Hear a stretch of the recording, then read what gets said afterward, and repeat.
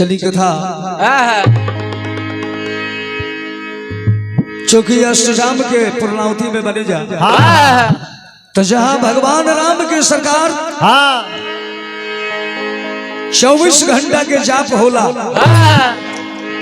शास्त्र कहेला विद्वान लोग बतले वजह शंकर भगवान के कथा जरूर होके के चाहिए। तो चलिए हमरा भाई के कथा बा रामायण से मेघनाथ सती सुलोचना। हाँ जी हमरो रामायण से एगो सुंदर पावन कथा बा। को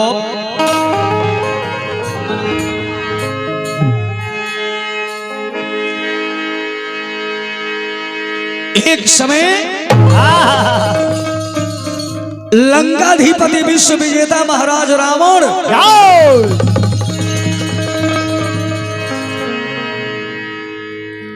त्रिलोक पर जब उनके आधिपत्य प्राप्त हो गई तो ध्यान दे हर आदमी से ताकत के आ धन के बबुआ गर्मी बर्दाश्त ना होला। जे बर्दाश्त करेला सरकार उहे इतिहास रचेला।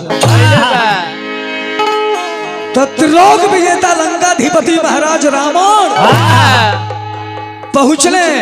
मैं तन्या अपना धर्म पत्नी मंदोदरी के लगे जाके कहले कि मंदोदरी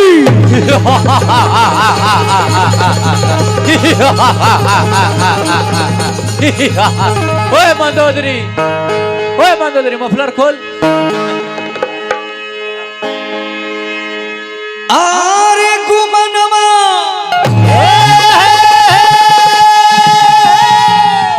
गुमनवा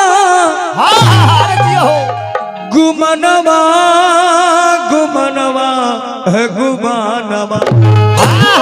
देखो मंटू बाबू रावण के गुमान हो गई। जाके मंदोदरी से कहले कि मंदोदरी त्रिलोक की सबसे भाग्यशालिनी नारी हो तुम कि मेरा पत्नी बनने का तुमको सौभाग्य प्राप्त हुआ है।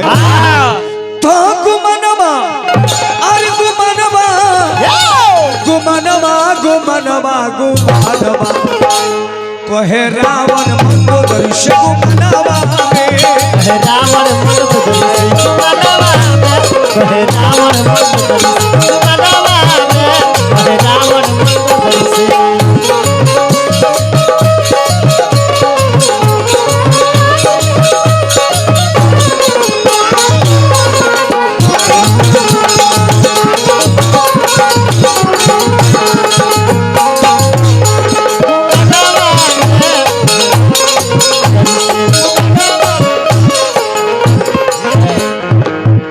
रावण महारानी मंदोदरी से कहले कि हे महारानी 3 लोक खोज चाहे 14 भुवन में। 3 लोक खोज चाहे 14 भुवन में। 3 लोक खोज चाहे 14 भुवन में।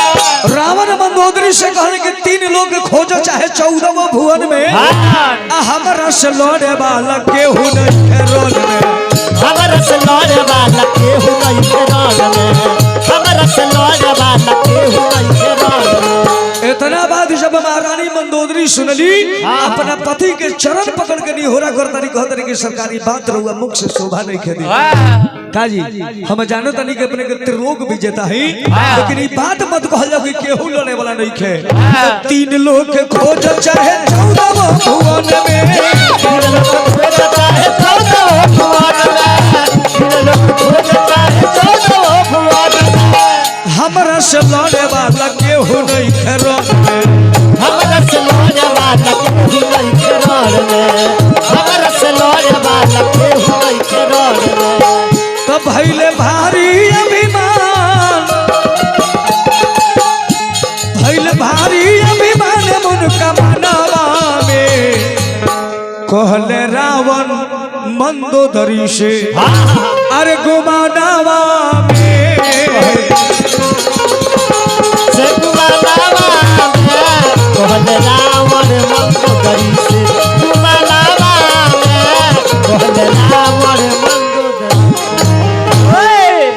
तब पति देव के पतिया सुन के खिलवाड़ी महारानी रावण से बड़ी भाव पूर्वल करजोरी कहली बानी अपना पति से कहली की सरकार ऐसा बात मत कहल जाओ। लंकापति रावण कहले की मंदोदरी बनावटी बात ना सत्य बात बा। जेने से आके अब तारे सरकार होने से महारानी के लगे आके बड़ाई करता एक दिन सरकार रावण के अनुपस्थिति में ब्रह्मा जी के मानुष बेटा नारद भगवान के आगमन भइल बा लंका में। नारद भगवान के बड़ी सुंदर सेवा सत्कार मंदोदरी कैली। मंदोदरी महारानी के सेवा सत्कार पर नारद भगवान बड़ा प्रसन्न भइनी। मंदोदरी से कहली कि हे मंदोदरी बड़ी तहार सौभाग्य बा। कहली की सरकार अपने के का कहतनी सौभाग्य तो बढ़ले बा लेकिन साथे साथे एगो दुर्भाग्य बा। नारद जी कहली कि तारा ईश्वर महारानी के त्रिलोक विजेता रावण के पत्नी के दुर्भाग्य बा। कहली कि जी सरकार। पूछली नारद बाबा का बात बा। तब मंदोदरी कहली कि हमार बलमू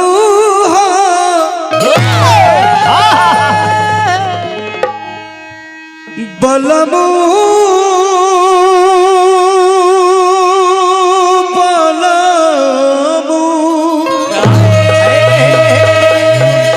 बलमू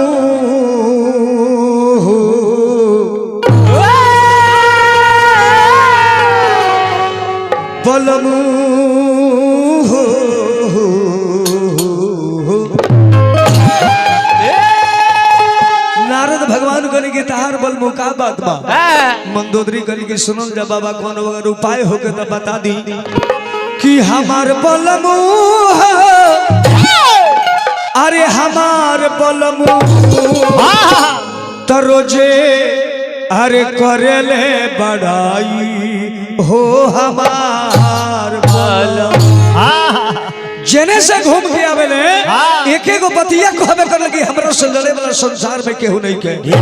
नारद भगवान कहले कि बस ये बात बा एगो काम करो जब तार पति देव रावण जी आवतनी तो सतमन हरा के कहियो कि सरकार रहुआ बहुत बड़का त्रिलोक विजेता बानी मननी रहुआ के लेकिन एगो हमर लालसा बा मन में पूरा कर दी। पूछिए का तो कहियो कि बस एक दिन खतरा भगवान शंकर जी के जाके लंका में बोलवा का बबुआ। अब नारद जी चढ़ा बढ़ा के चल गई। मंदोदरी रानी अपना सैन कक्ष में बारी रावण महाराज पहुंचल बने। अब मंदोदरी गली की सरकार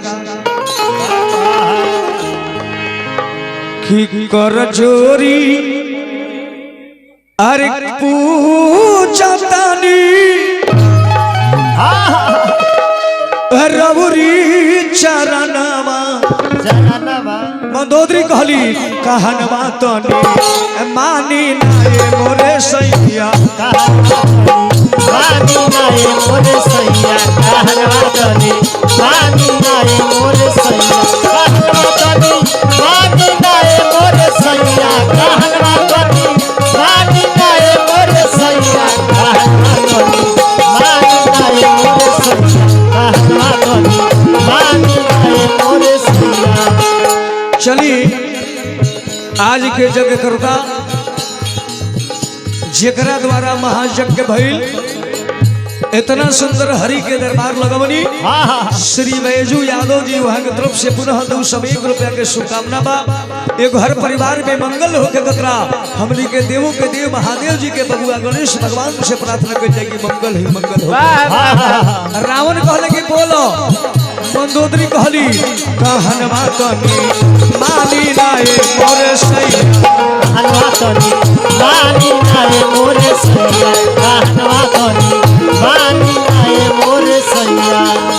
रावण जी कहने की कौन तार ऐसा इच्छा बाकी जब हम पूरा नहीं के कैले। कहली की सरकार सब इच्छा पूर्ण कर देले बा लेकिन एगो बात बा।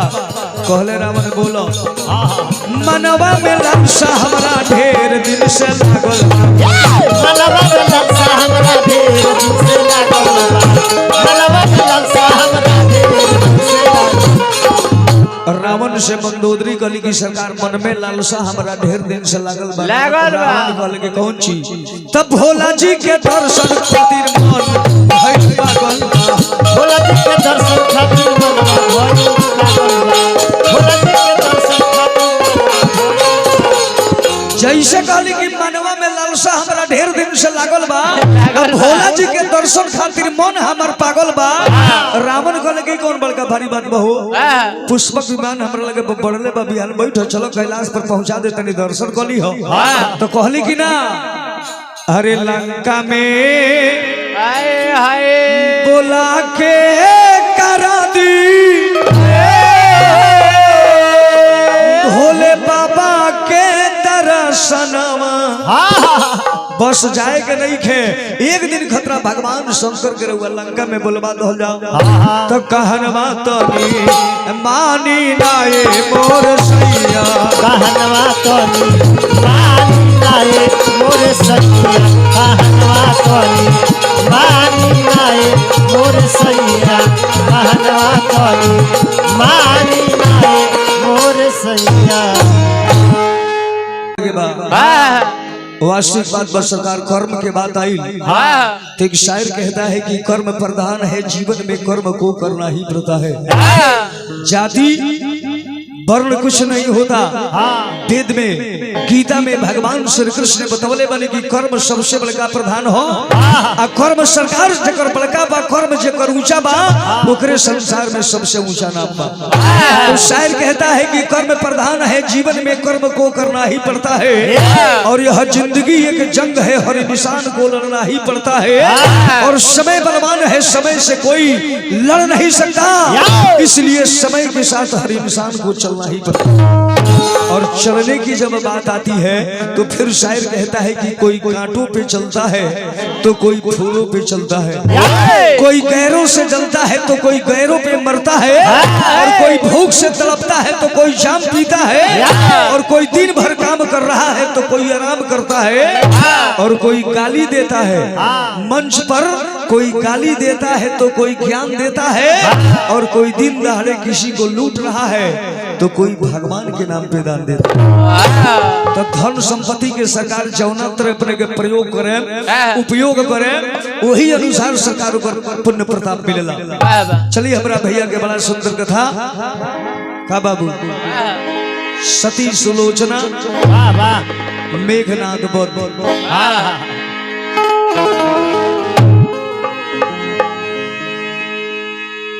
एगो साधक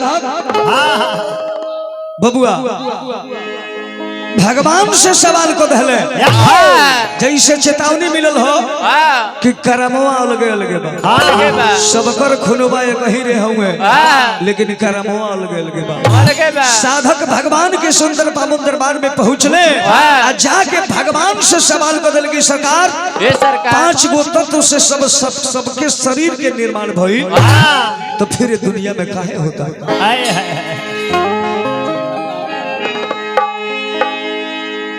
चनु भैया, राउर होके चाहे हमार होके, दोनों जने के 5 गो तत्व से निर्माण भइल बा शरीर। जितना लोग बैठल बनी संसार में, जितना लोग बा सबके 5 गो तत्व लगल बा। तो फिर साधक की दुनिया के रीति रिवाज रोहन सहन देख के जाके भगवान से पूछ पड़ल कि हे मालिक,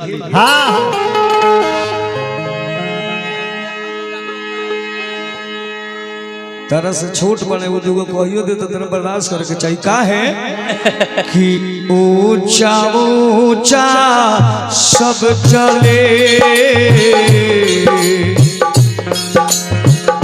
नीचा ना चले को, सबसे नीचे जो चले सबसे ऊंचा हो कबीरा, सबसे ऊंचा। इस संसार में केहू से कह सका तो अपने आप के नीच नहीं के मान सकत, लेकिन कबीरदास जी बतौल बनी कि ऊंचा ऊंचा सब चले, नीचा चले ना कोई, सबसे नीचे जो चले सबसे ऊपर हो। तो तरह से छोट बने उनके संस्कार बा, कुछ कह सकत तरह तरह कला के का करत बा। ज्यादा मंटू बाबू कुछ मत कहो, सागर जादू फोन कर रहा है, कुछ दिन के मेहमान बने कि छित जल पाव के गगना,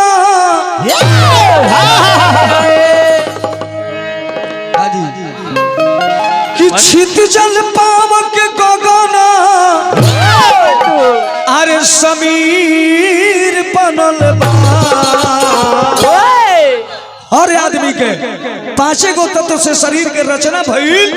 साधक भगवान से जाके कहले कि सरकार तो फिर का है कि छित जल पावा के गगना, छित जल पावा के गगना अरे समीर बनल बा तो काहे अलगा अलगा सब कर कदी बनल बा, अलगा सब कर कदी बनल बा, काहे अलगे अलगे सब कर कदी बनल बा।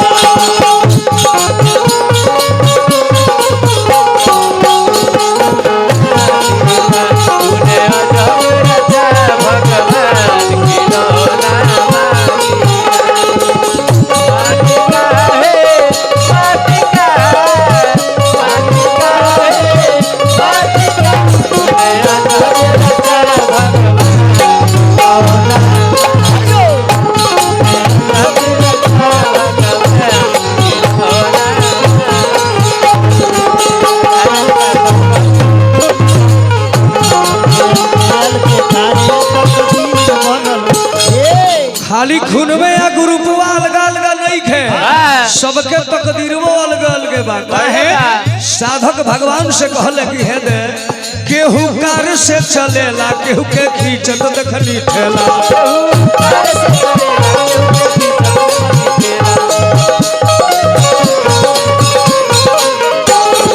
साधक भगवान से कहले कि हे परमात्मा जब सबके शरीर के निर्माण पांचे तत्व से भइल तो केहू काहे कार से चलता आ केहू दिन भर ठेला खींचता काहे जी तो केहू कार से चलेला, केहू के खींचत देखली ठेला, कार से चलेला केहू के खींचत देखली ठेला, कार से चलेला केहू के खींचत देखली ठेला। यही दुनिया में केहू देला केहू लेला, केहू गुरु केहू चेला, केहू देला केहू लेला, केहू गुरु केहू चेला, केहू देला केहू लेला, केहू गुरु केहू चेला। तो केहू साधु महात्मा केहू अरे फकीर बनल बा तो कहे अलगा अलगा अरे सब कर तकदीर बनल बा, काहे अलगा अलगा सब कर तकदीर